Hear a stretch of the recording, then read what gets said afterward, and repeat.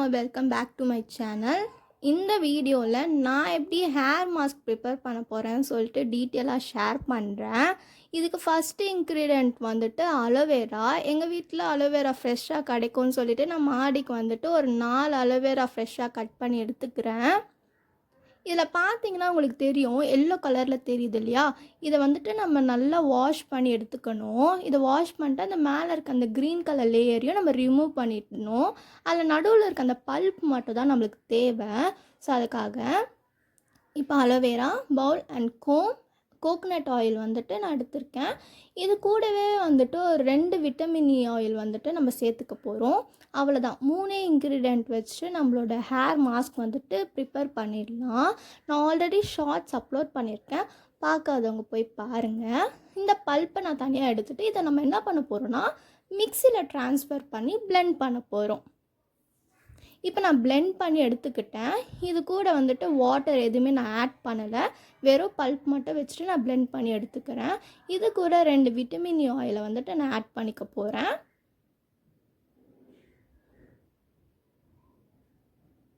So vitamin E oil சேர்த்ததுக்கப்புறம் 2 table spoon coconut ஆயிலையும் நல்லா போட்டு மிக்ஸ் பண்ணிக்கிறேன். இதை அப்படியே நம்ம தலையில் அப்ளை பண்ண வேண்டியதுதான். அதுக்கு முன்னாடி என்னோடய ஹேர் வந்துட்டு இந்த மாதிரி தான் இருக்குது. நான் என்னோடய ஹேரில் வந்துட்டு ஆயில் எதுவுமே அப்ளை பண்ணலை. ஹேர் வந்துட்டு இப்படி தான் இருக்குது. ஸோ இந்த ஹேரை வந்துட்டு ஃபஸ்ட்டு நான் நல்லா டேங்கிள் ரிமூவ் பண்ணணும் இல்லையா? ஸோ ஃபஸ்ட்டு 2 பார்ட்டிஷனாக பிரிச்சுக்கலாம். பிரிச்சுட்டு நீங்கள் ஹேரை வந்துட்டு டேங்கிள் ரிமூவ் பண்ணும் போது மேலேருந்து சிக்கு உடைக்காதீங்க, கீழேருந்து சிக்கு உடைங்க. பிகாஸ் அந்தமாரி உடைச்சிங்கன்னா உங்களுக்கு ஹேர் லாஸ் வந்து கொஞ்சம் கம்மியாக இருக்கும். அதுக்காக தான் நான் சொல்கிறேன். ஸோ கீழேருந்து சிக்கு கொஞ்சம் கொஞ்சமாக உடைச்சிங்கன்னா உங்களுக்கு வந்துட்டு ஹேர் லாஸ் வந்து கம்மியாக இருக்கும். நம்ம ஹேர் டேங்கிள்ஸ் எல்லாம் ரிமூவ் பண்ணிவிட்டு தலையில் அப்ளை பண்ண வேண்டியது தான். நான் வந்துட்டு என்னோடய ஹேர் வந்துட்டு ஸ்மூத்னிங் பண்ணியிருக்கேன், அதனால தான் என்னோடய ஹேர் வந்துட்டு இந்தமாதிரி ஸ்ட்ரெயிட்டாக இருக்குது. ஸோ இது கொஞ்சம் மெஸ்ஸியான ஜாப் தான். நீங்கள் இதை பண்ணும் போது கீழே ஏதாவது மேட் அந்த மாதிரி போட்டுட்டு பண்ணுங்கள், மேட்டு துணி ஏதாவது போட்டுட்டு பண்ணுங்கள்.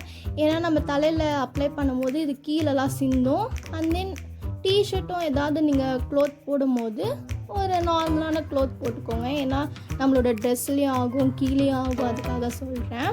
ஸோ ஃபஸ்ட்டு ரூட்டில் கான்சன்ட்ரேட் பண்ணிவிட்டு நான் ரூட்டில் அப்ளை பண்ணிக்கிறேன். And then middle of the hair and then end of the ஹேரில் வந்துட்டு நான் அப்ளை பண்ணிக்கிறேன். தலையில் நல்லா அப்ளை பண்ணி முடிச்சதுக்கப்புறம் ஒரு மைல்டாக ஒரு மசாஜ் பண்ணிக்கிறேன். ஸோ பிளட் சர்க்குலேஷன் நல்லா கொடுக்கும் ஹேருக்கு.